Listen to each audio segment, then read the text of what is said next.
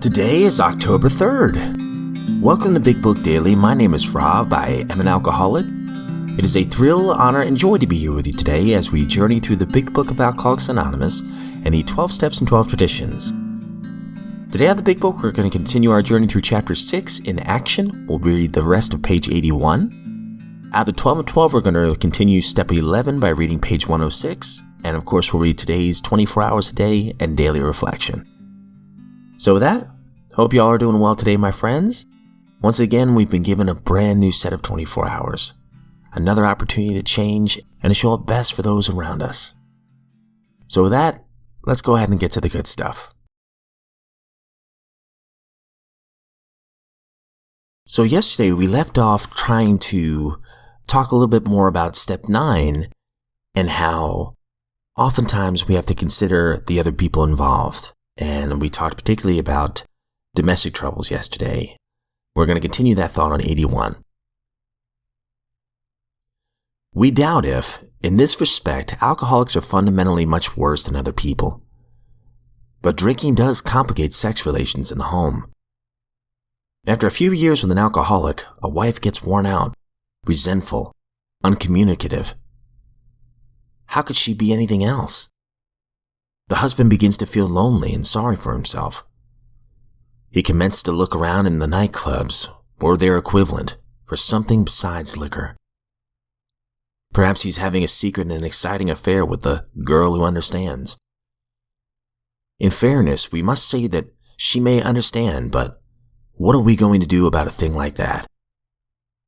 A man so involved often feels very remorseful at times, especially if he is married to a loyal and courageous girl who's literally gone through hell for him. Whatever the situation, we usually have to do something about it. If we are sure that our wife does not know, should we tell her? Not always, we think. If she knows in a general way that we have been wild, should we tell her in detail? Undoubtedly, we should admit our fault. She may insist on knowing all the particulars. She will want to know who the woman is and where she is. We feel we ought to say to her that we have no right to involve another person. We are sorry for what we have done, and, God willing, it shall not be repeated. More than that we cannot do. We have no right to go further. Though there may be justifiable exceptions, and though we may wish to lay down no rule of any sort, we have often found this the best course to take. Our design for living is not a one-way street. It is as good for the wife as for the husband. If we can forget, so can she.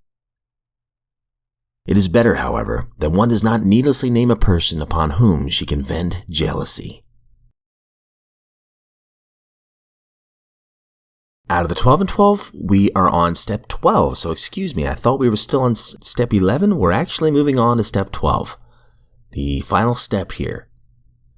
Having had a spiritual awakening as a result of these steps, we try to carry this message to alcoholics and to practice these principles in all our affairs. Page 106. The joy of living is the theme of AA's 12th step, and action is the key word.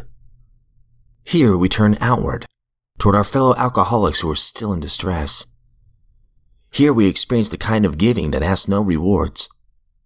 Here we begin to practice all 12 steps of the program in our daily lives so that we and those about us may find emotional sobriety. When the 12th step is seen in its full implication, it is really talking about the kind of love that has no price tag on it.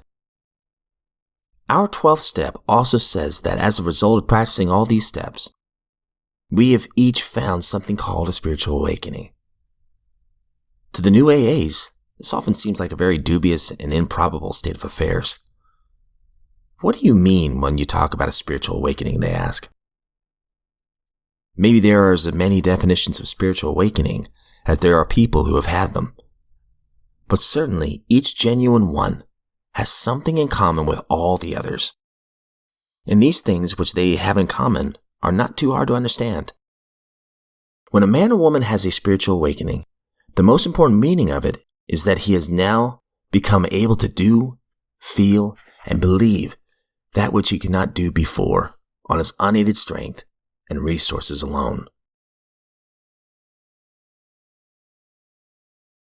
24 hours a day, October 3rd.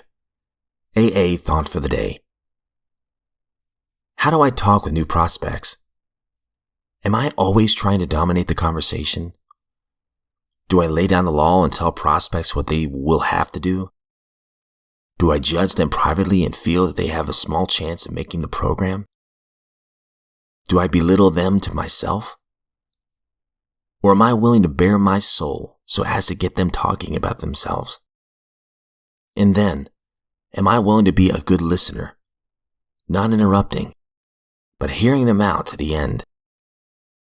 Do I feel deeply that they are my brothers or sisters? Will I do all that I can to help them along the path to sobriety? Meditation for the day. The work of righteousness shall be peace, and the effect of righteousness shall be quietness and assurance forever. Only when the soul attains this calm can there be true spiritual work done, and mind and soul and body be strong to conquer and bear all things. Peace is the result of righteousness. There is no peace in wrongdoing. But if we live the way that God wants us to live, quietness and assurance follow. Assurance is that calmness born of a deep certainty of God's strength available to us, and in His power to love and guard us from all harm and wrongdoing. Prayer for the day. I pray that I may attain a state of true calmness. I pray that I may live in quietness and peace.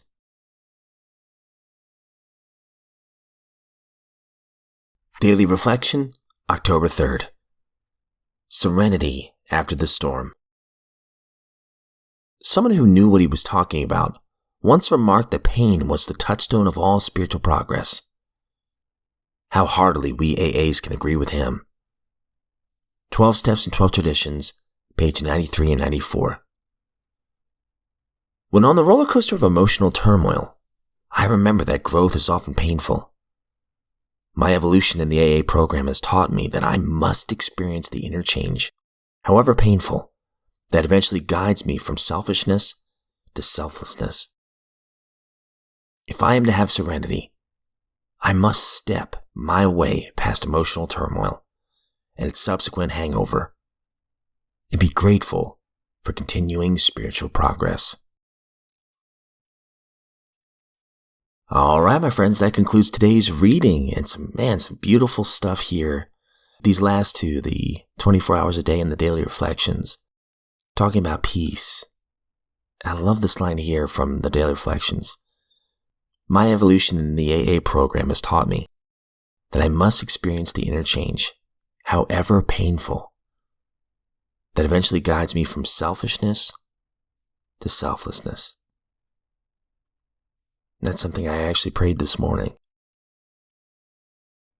If I am able to have serenity, I must step my way, and steps all in capital letters, past emotional turmoil and its subsequent hangover, and be grateful for continuing spiritual progress.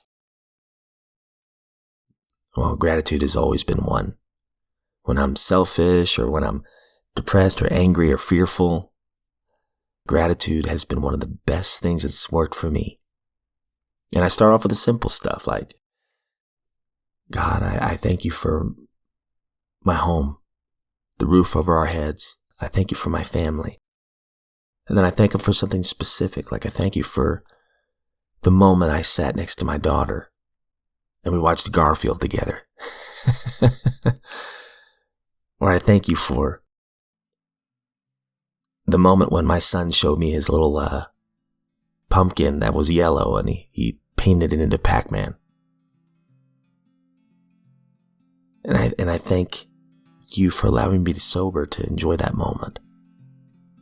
And I just keep going and going and going. And finally, that fear or that self-centeredness or whatever it might be that I'm struggling with, it melts away. And I'm so grateful just to be alive and sober. But yeah, beautiful readings today, my friends. That's all we have time for today. Hope y'all are doing well.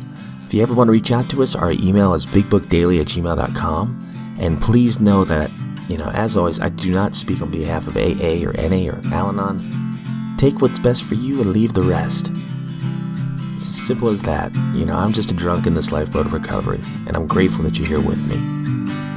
If we are given another set of 24 hours, my friends, I sincerely look forward to seeing you right back here tomorrow.